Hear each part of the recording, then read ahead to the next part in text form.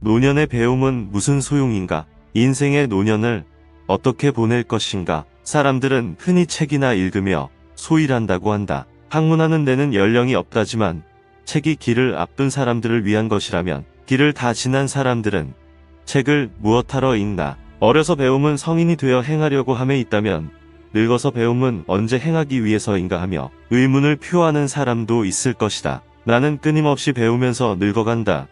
고대 그리스의 현인 솔로는 읊두렸고 키케로도 루소도 나 역시라고 화답했다. 공자도 스스로를 학문을 즐김에 늙는 줄조차 모르는 사람이라고 말했다. 배우지 않으면 곧 늙고 쇠약해진다고 하기 때문에 책을 읽는가 아니면 지금 공부하지 않으면 언제 한단 말인가 하고 대답하고 싶은 것인가.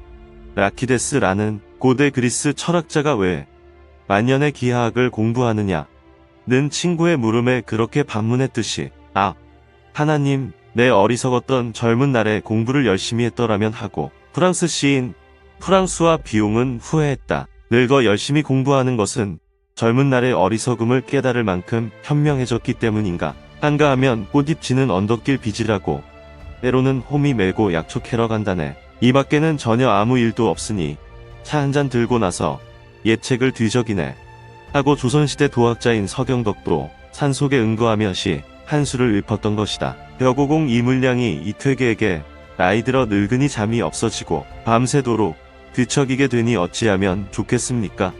하고 묻자 퇴계는 옛 사람의 책을 읽는 것이 제일이오 라고 대답했다. 어린이와 함께 수공을 배우다가 바보 취급을 당한 노 철학자 소크라테스 중국 남북조 시대에 양나라가 서위의 패에 멸망하게 되자 그 군주는 독서 만권의 대가가 겨우 오늘인가 하고 탄식했다. 만권의 독서로도 운명을 바꿀 수 없었다는데 무슨 운명을 어찌해보겠다고 늙음아까지 책장을 뒤적이는가. 책 읽던 옛날엔 세상 다스리는 일에 뜻을 두었건만 아직도 책을 읽는 지금은 무엇에 뜻을 두고 있단 말인가. 내가 무엇을 알고 싶은가를 배우기 위해서는 나이를 먹어야 한다는데 나이를 먹어보니 갑자기 알고 싶어지는 것이 많아서인가. 그러나 어리석고도 어리석은 사람은 나이 들어서야 책을 읽는 사람이요 더 어리석고도 어리석은 사람은 나이 들어서도 책을 안 읽는 사람이다. 독서에 반대하는 것을 보니 아주 책을 많이 읽은 것 같군. 나이 들어서도 책을 안 읽는 사람들은 젊은 날에 책을 다 읽어버린 사람들일까. 세인트 헬레나 섬에 유배된 나폴레옹은 책을 싣고 오는 보급선을 목마르게 기다렸다. 3,000권의 책을 가지고 있었지만 한 권을 1시간 이상 들고 있지 않는 그의 속력으로는 얼마 안 가 읽을 책이 없었다. 인생을 실행으로 다 배운 영웅도 만년은 책만이 교사였다. 나는 젊어서는 남에게 뽐내기 위해 공부했고 그 다음에는 현명해지기 위해 공부했으며 지금은 즐거움을 위해 할 뿐이지 결코 무엇을 얻기 위해서가 아니다라고 몽테뉴는 말한다. 사람이 나이 들어 책을 드는 것은 반드시 지식을 위해서가 아니라 건강을 위해서이기도 하다. 베이컨은 건강을 위해서는 야단스러운 쾌락보다는 은근한 즐거움을 즐기고 경이감과 감탄으로 마음을 충만케 하라고 말했다. 책이 주는 경이감과 감탄, 야단스러운 쾌락 아닌 은근한 즐거움, 이야말로 노년을 건강하게 만든다. 영국 총리이던 맥밀란은 제1차 세계대전에 종군했을 때 중상을 입고 구덩이에 쓰러졌다. 독일군이 진격하고 있어서 죽은 신음을 하고 있다가 주위가 조용해지자 후주머니에서 고대 그리스 비극 시인 아이스킬로스의 웃긴 프로메테우스를 끄집어내어 읽었다. 당시 전쟁에 참가한 많은 영국 학생들이 책을 몸에 지니고 전장에 갔던 것이다. 죽음을 앞둔 사람에게는 청년에게나 노년에게나 책은 이런 위안이다. 노년의 괴테는 사람들은 책을 읽는 법을 배우는데 얼마만한 시간과 노력이 필요한지 모르고 있다. 나는 이것을 위해 80년을 소비했다. 그리고 지금도 아직 그 목적에 도달했다고 할 수 없다라고 말했다. 노년에도 책을 읽는 것은 책을 읽는 법을 아직도 배우고 있는 것이다. 나이 들어서도 젊음을 잃지 않을 정신적 방법으로 가장 중요한 것은 항상 새로운 것을 배우는 것이다. 어떤 사람에게 누가 그처럼 늙은 나이에 무엇하러 공부를 열심히 하느냐고 몽테뉴에게 묻자 그는 보다 나은 인간으로 보다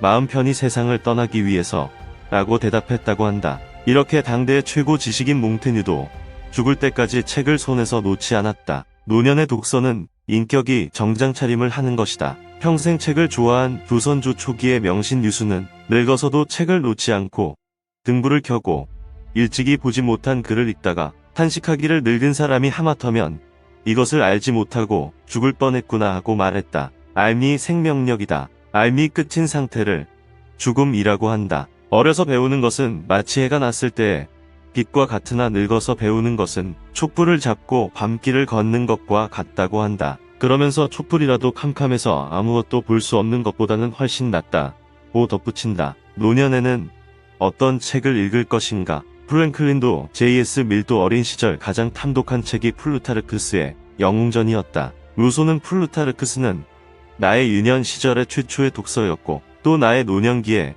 마지막 독서가 될 것이다 라고 했다. 루소의 말대로 유년의 서가 노년의 서다. 나이 들거든 어린이용 교훈서인 소학을 다시 읽으라. 학문이 모양을 이루지 못하는 것은 바로 그 원인이 소학 공부가 되어 있지 않은 데 있다고 했듯이 아직 사람의 모양을 이루지 못했으면 그 까닭이 소학 안에 있다. 고전이란 다들 진작 읽었더라면 싶어 하면서 아무도 읽지 않는 책이다. 고전이란 언젠가는 읽을 때가 있겠지 하면서 언제까지나 책장에 꽂아두는 책이다. 나이 들었으면 이제 때가 왔다. 어서 고전을 읽으라. 쇼펜하우어도 정신의 원기를 주는 데는 고전을 읽는 것이 가장 좋다고 했다. 같은 책이라도 젊어서 읽는 책과 나이 들어 읽는 책은 다른 저자의 다른 책처럼 다르다. 젊어서 읽는 역사책은 먼 옛 이야기 같지만 나이 들어 읽는 역사책은 바로 어제 이야기 같다. 안시성의 싸움도 사라미스의 전도 며칠 전 신문에 난 일 같고 공자도 호메로스도